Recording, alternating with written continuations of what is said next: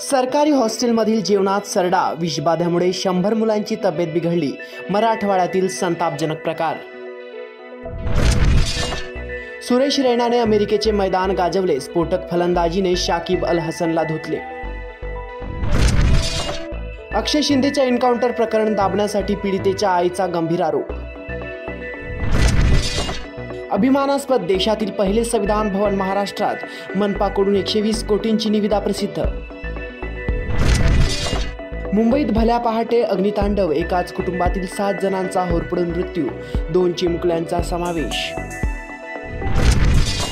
आध्यात्मिक गुरु अनिरुद्धाचार्यांनी सलमानला भेट दिली. भागवत-गीता. काँग्रेसपासून सावध रहा. पोहरादेवी येथील सभेत पंतप्रधान नरेंद्र मोदी यांचा घणानाद.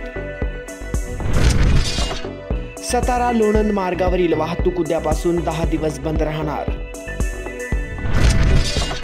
आमदार विजय देशमुख हे अफजल खानची औलाद. भाजपचे हेमंत पिंगळे यांचा हल्लाबोल.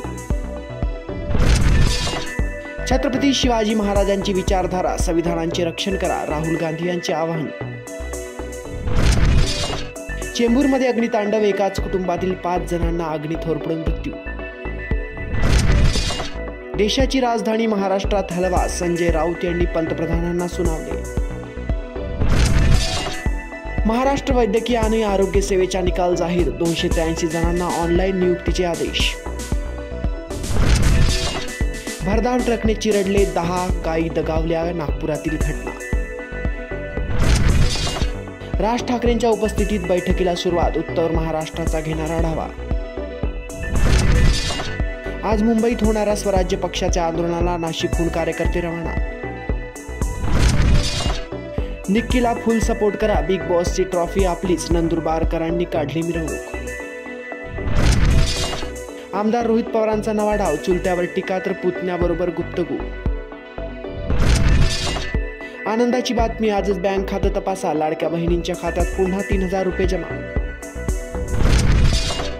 मराठी भाषेला अभिजात भाषेचा दर्जा मिळाल्यानंतर सचिन तेंडुलकरची लक्षवेधी पोस्ट.